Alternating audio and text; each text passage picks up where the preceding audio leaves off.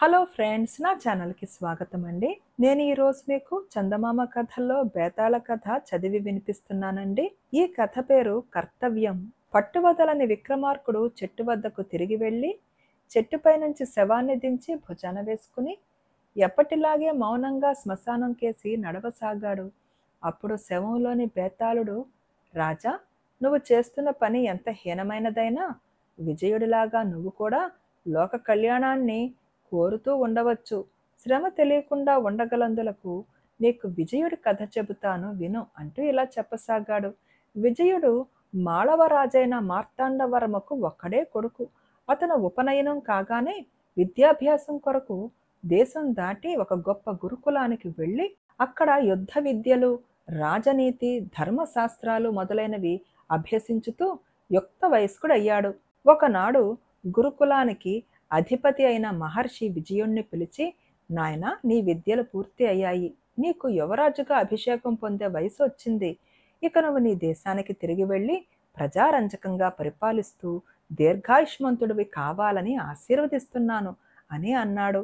విజయుడు గురువు వద్ద సెలవు పుచ్చుకుని తన గుర్రం మీద ఒంటరిగా తన దేశానికి బయలుదేరాడు. అతను తమ దేశపు సరిహద్దులో అడుగుపెట్టి ముందుకు వెళ్ళిన కొద్దీ ఒక విషయం స్పష్టమైంది. తన తండ్రి దేశాన్ని చాలా ఘోరంగా పరిపాలిస్తున్నాడు. ప్రజలు ఆ పరిపాలనలో అష్టకష్టాలు పడటమే కాక రాజును దుమ్మెత్తిపోస్తూ తిరుగుబాటు ధోరణిలో ఉన్నట్టు కనపడ్డారు. కుగ్రామాలలోని గ్రామాధికారులు కూడా ప్రజల ఆగ్రహానికి భయపడి వారి అరాచక ధోరణులను అదుపులో ఉంచటానికి సాహసించలేకపోతున్నారు. విజయుడు చూసిన ప్రతి చిన్న గ్రామంలోనూ, ప్రతి పెద్ద గ్రామంలోనూ ఇదే పరిస్థితి.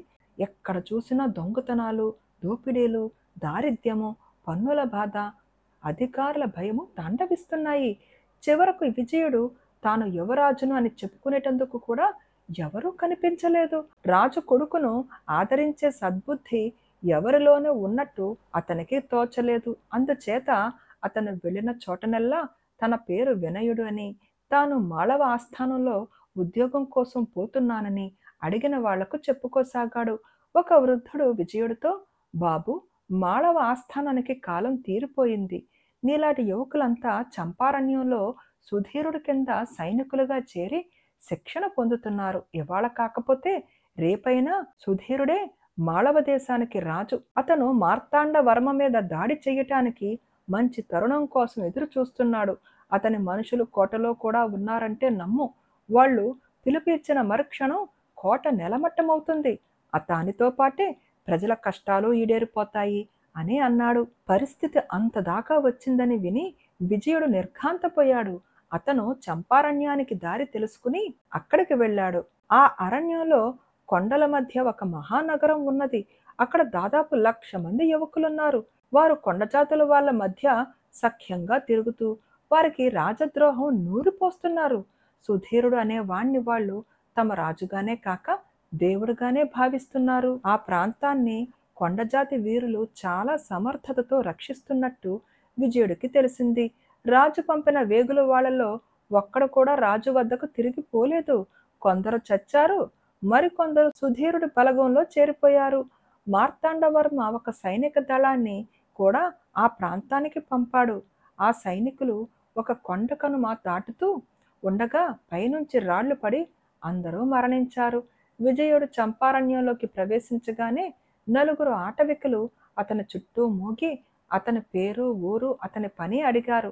నా పేరు వినయుడు, నేను యోధుణ్ణి, యుద్ధ విద్యలన్నీ నాకు తెలుసు, నేను సుధీరుడి సైన్యంలో చేరడానికి వచ్చాను అన్నాడు విజయుడు.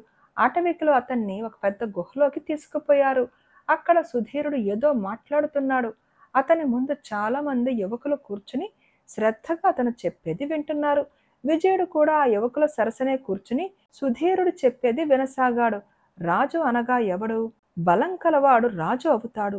తన పరిపాలనతో ప్రజలకు క్షేమము, సౌఖ్యము కలిగించిన వాడు తన రాజరికాన్ని నిలుపుకుంటాడు. మార్తాండవర్మకు బలము లేదు, వివేకము లేదు. అతని తండ్రి, తాత రాజులు కనుక అతను రాజు అనుకుంటున్నాడు. అతని తాత రాజుగా పుట్టలేదు. ఆయన సాధారణ దళాధిపతి. అసమర్థుడైన తన రాజును చంపి తానే రాజయ్యాడు. మార్తాండవర్మ తండ్రి వివేకంగా ప్రజలను పరిపాలించి తన రాజరికం నిలబెట్టుకున్నాడు. రాజుగా ఉండటానికి ఏ విధంగానూ అర్హుడు కాని మార్తాండవర్మను మనం చంపుదాం. అతని చావుకు పండగ చేసుకునే ప్రజలు తమకు కావలసిన రాజును తామే నిర్ణయిస్తారు. ఇలా సుధీరుడు చాలాసేపు చెప్పుకుపోయాడు. అతని నోట వచ్చే ప్రతి మాట విజయుడి మనస్సులో గాఢంగా నాటుకున్నది. అతని ప్రసంగం అయిపోయినాక అటవికులు విజయుణ్ణి సుధీరుడి వద్దకు తీసుకుపోయారు. విజయుడు అతనితో తన పేరు వినయుడు అని, తాను ఫలానా గురుకులంలో యుద్ధ విద్యలు నేర్చుకున్నాను అని, ఉద్యోగం కోసం మాళవ దేశానికి వస్తూ సుధీరుణ్ణి గురించి విని అతని కింద సైనికుడిగా చేరడానికి వచ్చానని చెప్పాడు. సుధీరుడు విజయుడి యుద్ధ విద్యలు పరీక్షించి ఆశ్చర్యపోతూ, మా సైనికులలో వెన్ను చూపకుండా ప్రాణాలు ఒడ్డి పారేవారు వేల కొద్దీ ఉన్నారు, కానీ నీలాంటి యోధులు బహుకొద్దీ. యుద్ధం జరిగినప్పుడు నీకు గొప్ప బాధ్యత ఉంటుందని అన్నాడు. విజయుడు ఎంతో సంతోషం కనపరిచాడు. త్వరలోనే కోట నుంచి సుధీరుడికి సంకేతం అందింది. అతను తన సైనికులను దళాలుగా విభజించి దళ నాయకులను ఏర్పాటు చేసి కోట మీదకి దండెత్తిపోయాడు. విజయుడు ఒక పెద్ద దళానికి నాయకుడు. తిరుగుబాటు సేనలు కోట ముందు విడిసాయి. తరువాత కొద్దిసేపట్లోనే కోట గోడల మీద రాజుగారి సైనికులు ప్రత్యక్షమయ్యారు. ఉభయపక్షాలు యుద్ధానికి సిద్ధంగా ఉన్నాయి. చీకటి పడింది. అర్ధరాత్రి వేళ విజయుడు లేచి శిబిరంలో తిరగసాగాడు. అతను గస్తీ తిరుగుతున్నట్టు తిరుగుతూ కోట ద్వారం వద్దకు చేరి చిన్న తలుపు మీద తట్టాడు. ఎవరు వారు అని లోపల నుంచి ఎవరో అడిగారు. యువరాజును, విజయవర్మను అన్నాడు విజయుడు. తలుపు తెరుచుకున్నది. అవతల కత్తి దూసి పట్టుకున్న ఉన్న సైనికుడు కనిపించాడు. కత్తి దించు, తలుపు ముయ్యి.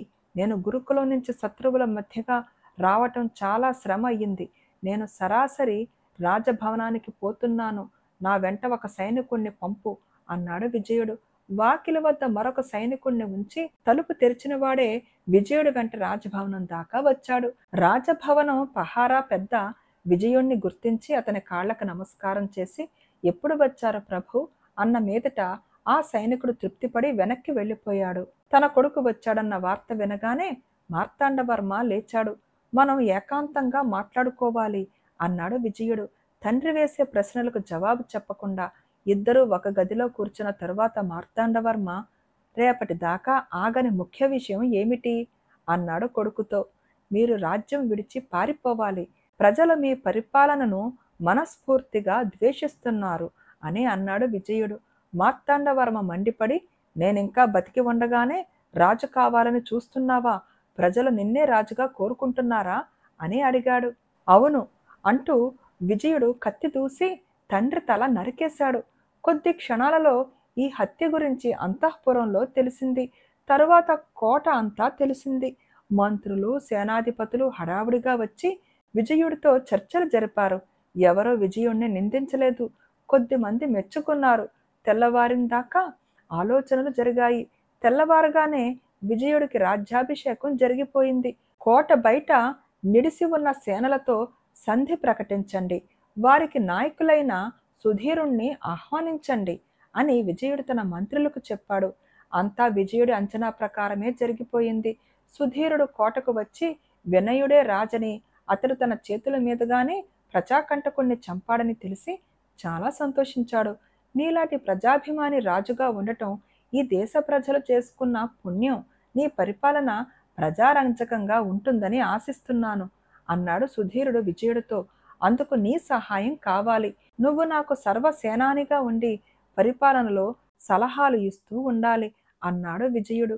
అందుకు సుధీరుడు ఎంతో సంతోషంగా ఒప్పుకున్నాడు. విజయుడు గురుకులంలో చదువుకున్నది వృధా పోలేదు. అతను న్యాయము ధర్మము తప్పకుండా ప్రజారంజకంగా చాలా కాలం పరిపాలించాడు. బేతాళుడు ఈ కథ చెప్పి, రాజా, విజయుడి ప్రవర్తనకు మూల కారణం ఏమిటి? గురువుగారి ఆశీర్వచనమా? సుధీరుడి ప్రసంగాల? ప్రజల పట్ల అభిమానమా? తండ్రి మీద ద్వేషమా?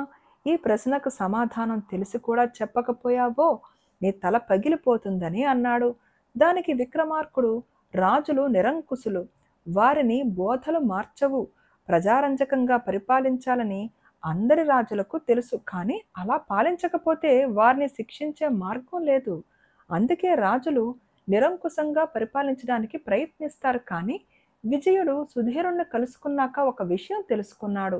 సరి అయిన నాయకత్వం ఉంటే నిరంకుశుడైన రాజును ప్రజలు శిక్షించగలరు. సుధీరుడు ప్రసంగాలు విజయుణ్ణి నిరంకుశుడు కాకుండా నిగ్రహించిన మాట నిజం. ఇక అతను తండ్రిని ఎందుకు చంపాడంటే యుద్ధం జరిగితే ఎలాగో ఆ తండ్రి చావక తప్పదని అతను గ్రహించాడు. అందుకే తండ్రిని రాజ్యం వదలమన్నాడు. కానీ తండ్రి వినలేదు. యుద్ధంలో తండ్రి చస్తే నిశ్చయంగా సుధీరుడు రాజవుతాడు. అందుచేత యుద్ధం జరగకుండా విజయుడు తాను రాజై కూర్చుని సుధీరుణ్ణి సేనాపతిగా నియమించి తన స్వార్థం చూసుకున్నాడని చెప్పాడు. రాజుకు ఈ విధంగా మౌనభంగం కలగగానే బేతాళుడు శవంతో సహా మాయమై తిరిగి చెట్టెక్కాడు. ఫ్రెండ్స్, ఈ కథ నచ్చిందా అండి? కథ నచ్చితే తప్పకుండా లైక్ చేయండి, షేర్ చేయండి అండ్ ప్లీజ్ హై బటన్ తప్పకుండా ప్రెస్ చేయండి అండ్ సబ్స్క్రైబ్ చేసుకోవడం మర్చిపోకండి. Thank you.